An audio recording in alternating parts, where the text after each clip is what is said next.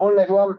So we had a bit of chat on our WhatsApp group last week about US sports scholarships. So I've reached out to John O'Santry and Craig Stock to talk to us today about how we can manage this.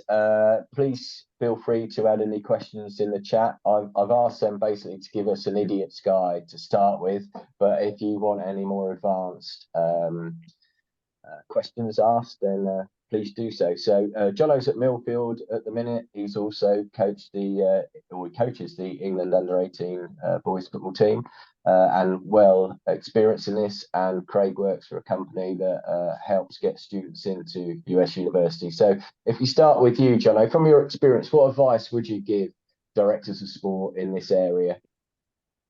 Yeah, I've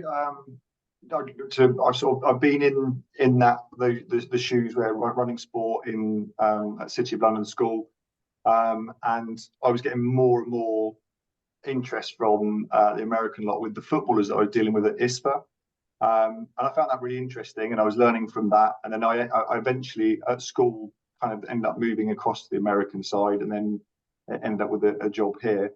But certainly throughout that process as a sort of director of sport, I found the link between the person advising in your school, your US counselor, your head of careers, whatever. That for me was something that was a real challenge to start off with. I didn't necessarily understand what was going on with the sports people in America. I don't think they did either. And then sort of opening your eyes to the real world of what is possible over there. I think we were just having a quick discussion there. Like it is becoming more and more popular. I think word is getting around. There's no wonder people are on here because the opportunities over there are fantastic, to say the least. I think one of the first learning points for me really was that my American counsellor and the people doing that felt that it should be a black and white process, a bit like UCAS. You apply, you've got these grades, therefore you get in. Or sporting equivalent, if you're this good then you get a scholarship. And what I learned from over the years really is that there is lots of flexibility, lots of possibility, and things sometimes happen. For instance, somebody that I was dealing with last year gets into Stanford with ABB, which the academic counselors would have said just isn't possible, but the sport was the unique hook that allows them to sort of shortcuts, backdoors, huge scholarships. It is the big money thing, and that the Ivy League is called the Ivy League because that's exactly what it was set up for. It was set up as a group of really good sports schools that just became more and more popular for sport, and as they got more and more popular, they can become more and more competitive academically. So yeah, anything is possible. Definitely is my first tip, and I think linking with whomever you've got doing that, the advice at your end is really key, because when you've got that link well between those two departments, it makes a massive difference. If you don't have that link, sorry to bring you in, Craig, that's where I think these agencies are worth their weight in gold, because they do understand the processes, and they do know what is possible. So yeah. So if you were starting off here, Jono, if I was a director of sport and I had a boy or a girl who wanted to go, let's say, to America on a hockey scholarship, where would I start? I mean, in an ideal world, as a school, putting on the odd webinar, bringing the likes of Craig, bringing the likes of these agencies in to come and give everybody a feel for what this is all about, the basics around the divisions, the eligibility, the facilities, the values of these scholarships. I think that information and doing that early on makes a massive difference, because often they come to a bit too late in the day. Oh, I fancy this American thing. I'm really good at hockey. What do I do? And I think getting that bit right behind the scenes is probably the biggest priority. Getting an event each year that allows people to start exploring. And I say personally, I know you agree, Craig, like year 9 and 10, honestly, is not too early to be starting to have these sort of conversations. And then it's working with them. It's how much time you've got and how much time your careers department have got to help them navigate that. So there are absolutely ways that you can. The NCAA website tells you all of the players competing, the teams competing, the distances people are throwing, the times there, whatever, and you can have an idea of what's going on over there in terms of the ability. And then every single university website has got a directory of every university contact. So if you wanted to contact, I don't know, the javelin coach from Georgia, for instance, it's on there, it's online. You do have the ability to contact them. Navigating it from there is it comes enormous time, enormous energy, and departments dedicated to this is what's needed, which is exactly why we've got loads and loads of agencies up and down the country making a living for many people doing this, because they have, they're paying for that time. So that's why they'll head there. Okay, just before I go to you, Craig, so just in case, what's NCAA? NCAA is like the national, it's basically a big governing body that covers all, or near enough all, university sport.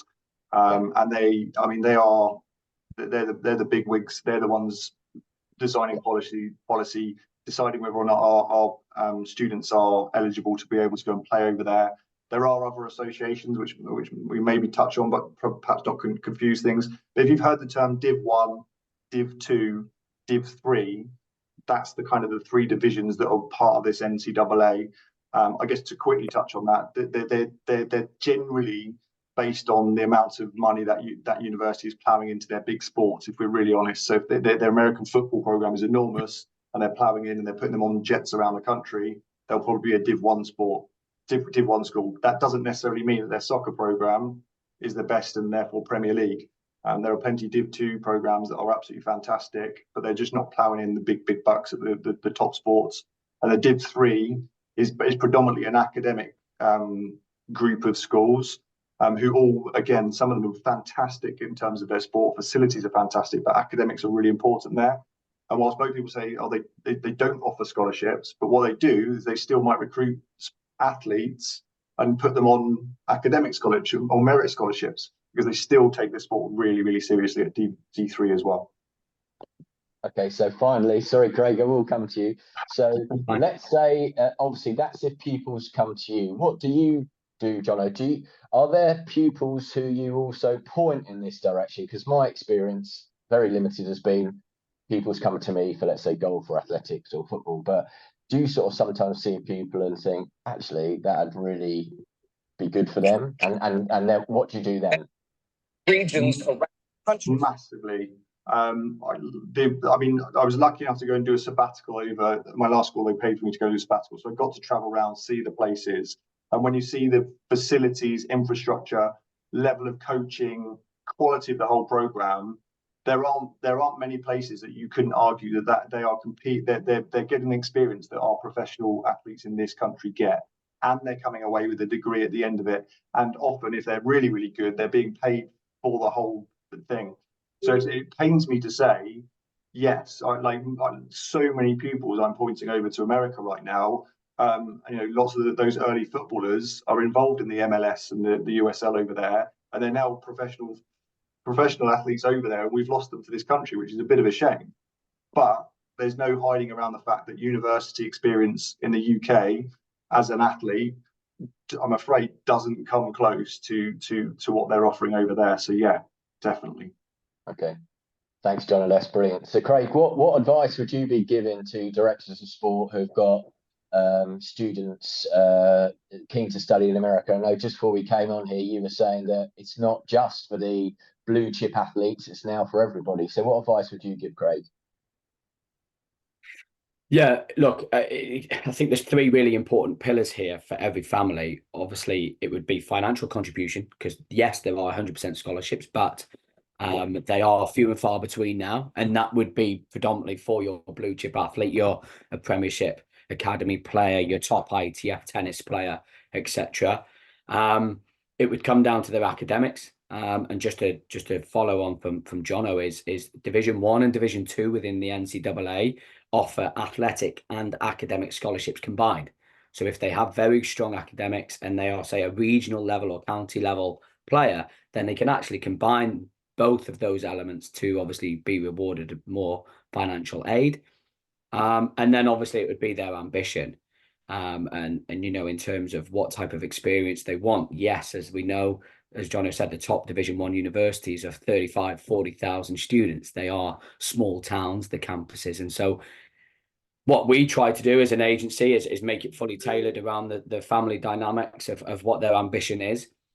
On that note, just to complicate things slightly, is that the university program in the US is over 4 years. So you don't have to major until year 2 or year 3. Now, what that does is that allows students to transfer. There's actually an athlete portal where they advertise themselves, or we as Sport USA, any athlete that signs on with us, we manage that professionally from university to university. Athletes improve while they're there because of the sporting resource. So their football level increases, maybe their golf handicap increases. They can then reach a top tier Division 1 university after maybe a year or 18 months because they've got that supporting resource. So it's those 3 elements really. You can't use the UK student loan to cover the financial element of the US. So it is really important that with a consultation with the family and the athlete that we would do is we would talk about their financial contribution, their sporting level, their academic level, and then myself and my team and our US office, we would start to gauge where the best type of university would be in terms of, do they want downtown Manhattan? Do they want somewhere more rural? Do they want North Carolina Hills? Do they want Florida, somewhere, Miami, for example, or California? So again, it's there's a lot of moving parts, and I think that education through a presentation and then having a consultation is key. So obviously this is a slightly subjective question, Craig, but what are the academic comparisons and sporting comparisons to UK universities? I think if, again, academically, if you're looking at pupils that are, say, Oxbridge, then they're going to be looking at some top universities within the US, MIT, which is the Division 3 university, as Jono mentioned before, Division 3 being your academic scholarships. But if they're in Oxbridge, then they're going to be looking at the Ivies anyway. They're still currently looking at the SAT exam, which is maths and English, out of 1,600 points. And anybody scoring above 1450 academically on that SAT is putting themselves in a strong position for the Ivies.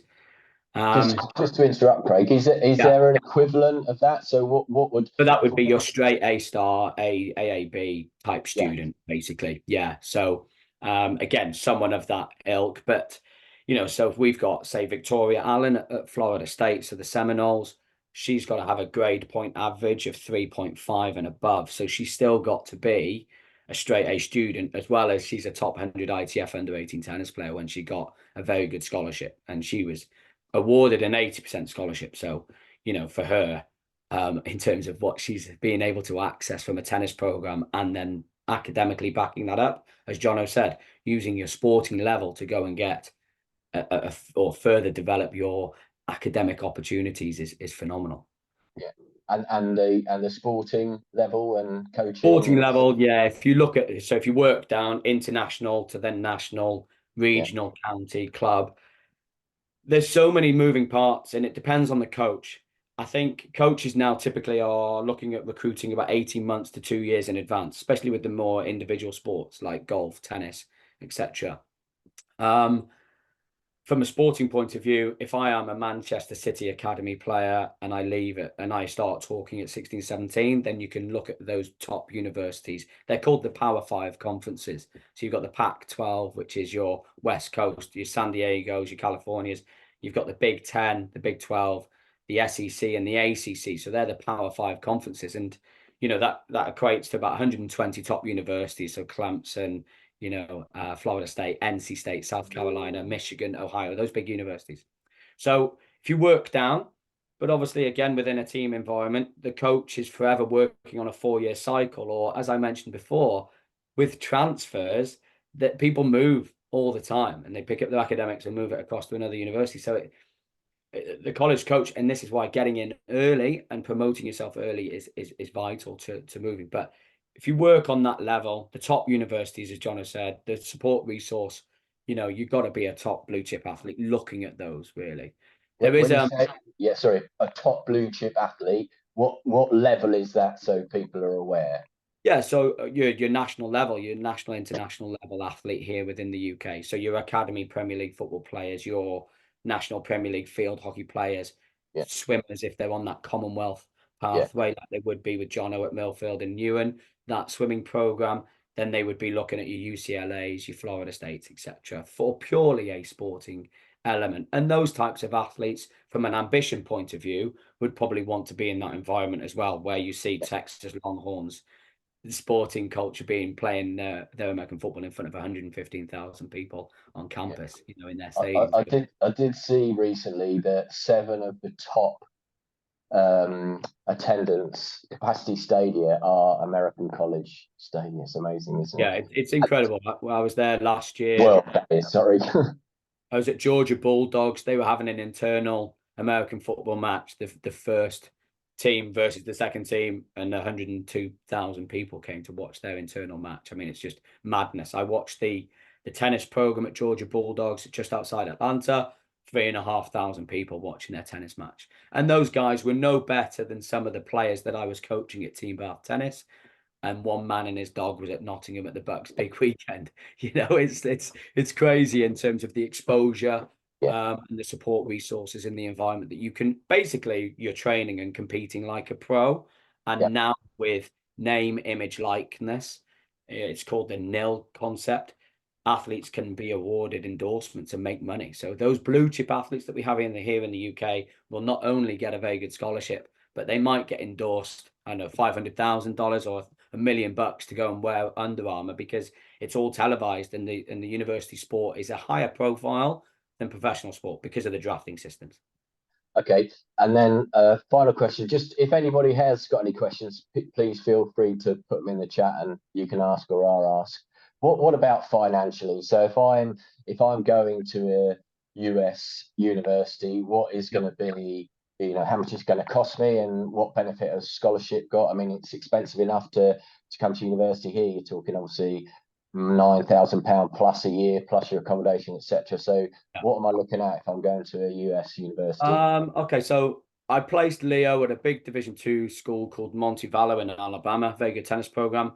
That college costs anywhere between 30 and 40,000 US a year.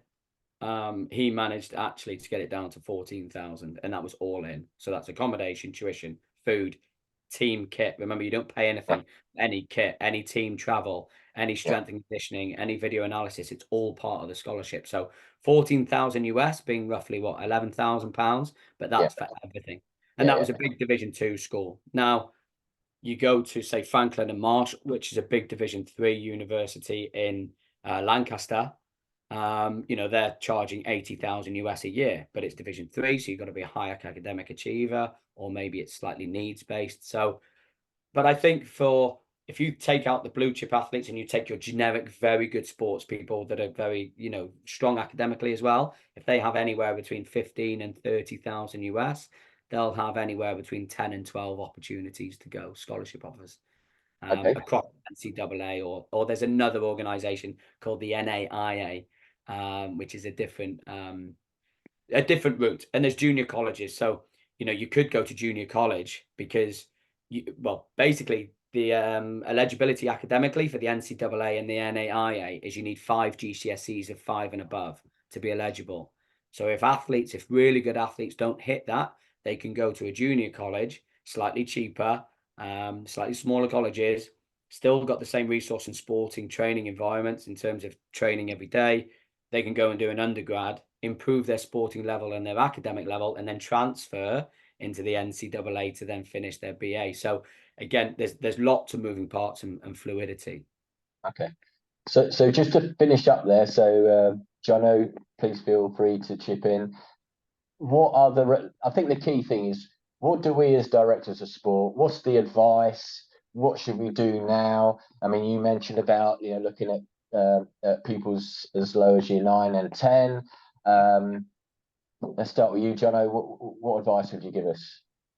I mean, if you've got time as a director of sport and you want to pop over the pond, I'm sure many of these agencies would help you with that to get to see it for yourself. That was the best thing that I ever did, was going over there and seeing it myself and speaking to the coaches while I was over there, because I really knew what I was dealing with. So I'd advise that. I'll tackle the elephant in the room a little bit. These agencies, we've got one sat here right now. There are loads and loads of them out there, and some of them, I hate to say it, are terrible. They are not providing individual. They're not considering what's right for that person. They're promising scholarships and then perhaps offering them scholarships in a place that they never want to live. Academics that don't meet their requirements. I've had lots and lots of really bad experiences, and at the moment, my motto is I've got a group of agencies that I think do a pretty good job. They do the best they can. Craig includes that. I didn't know Craig was going to be on this call, as you said, and when you said he was here, I was funny that because I just met with Craig a couple of weeks ago. But I personally I try and encourage our students to perhaps go and meet with a few different agencies, so that they can have a feel for it themselves and learn a bit from all of them. And then if they find someone that they trust and work with, then great. But always happy to share. I think lots of the directors of sport and the people in the advisory role, we've got our lists, and we're more than happy with that. But do tread carefully with the agency world. I'm being really honest there, but there are some good people as well. Craig, last bit from you. Any advice to finish? It's a two-pronged attack. I think it's educating people on the process so they feel comfortable in the process of the application journey in terms of the video, the academic requirements, the financials, etc. And then I think the other side is planting the seed of this is the sporting level, and there's many moving parts of what would be working for you as an individual and as a family, and you can only get that through education. So booking presentations. I know I'm in Clifton College in a couple of weeks, doing some private one-to-ones with parents. Luckily, the same with Kingswood in Bath. The schools are inviting me in so parents can book their own free half-an-hour consultations just to educate them on the journey. So no stone is unturned, in terms of just educating and then letting the parents and the athlete making a much more well-educated, decision on what journey they would like to go. But as I said, starting early, having that is important. And if I may quickly just share my screen so you guys can see. I know I showed John this the other week, but this is the platform that we use. So every athlete can have their own profile, and from here we can search basically find a university based on their stars. But more importantly, through this university, I can go to field hockey, female field hockey, which only females have. And through our platform that we have developed, we can go to athletic level. So they might be a good athletic level. Obviously, there's none in terms of that. Field hockey is a very strong sport. So you go to excellent, it brings up all the universities that are excellent and the academics. Every one of our athletes gets to use this resource. So if I clicked on, say, Dartmouth, it then has a full breakdown of that type of university with a college video and all of the information based on that in terms of, as you can see, out-of-state, in-state costs. With it being an Ivy League, again, just to make sure that people understand that there's no merit-based award in terms of Dartmouth, but that would be academic. So again, having time to work with us as Sport USA to have this resource and do the research from the university side in terms of where they're at is paramount. So getting athletes to use that resource as quickly as possible for me would be key. Okay. I got one key bit I forgot that I wish I knew while I was doing this. They all have to go through this eligibility process. And one thing that came a cropper for quite a few of my students was the fact that if they've made money as an athlete, i.e. they've been a professional, if they've had an agent acting on their behalf, as in like a real agent that gets them contracts, I don't mean real agent in the wrong way, sorry, Craig. You know what I mean, like a sports agent that gets them contracts, or if they've signed a big sponsorship deal with a brand. Sometimes doing that as a youngster actually costs them. It means they can't go to America at all. So just bear that in mind. If you've got athletes that are right at the top and they're already set, exploring their options, I'd always tread a little bit carefully about engaging in that, because that, I've had professional footballers sign a 1-year pro deal, do their 1-year pro, get spat out the other end, they've got nothing left, and they're going, well, I want to go to America. And I'm afraid the answer for them was, well, sorry, you've been a professional athlete, you can't do that. Okay, that's brilliant. I really appreciate that, Jono and Craig. And obviously, if people want to getting contact with Craig looks fairly easy. But if we've got any other questions, it might be something that we expand on at Padsys in the coming months and year. But as I say, I just wanted to thank both Craig and Jono for their time Thank you, Chris. this afternoon. Thank you, everybody. Okay, thank you. Bye.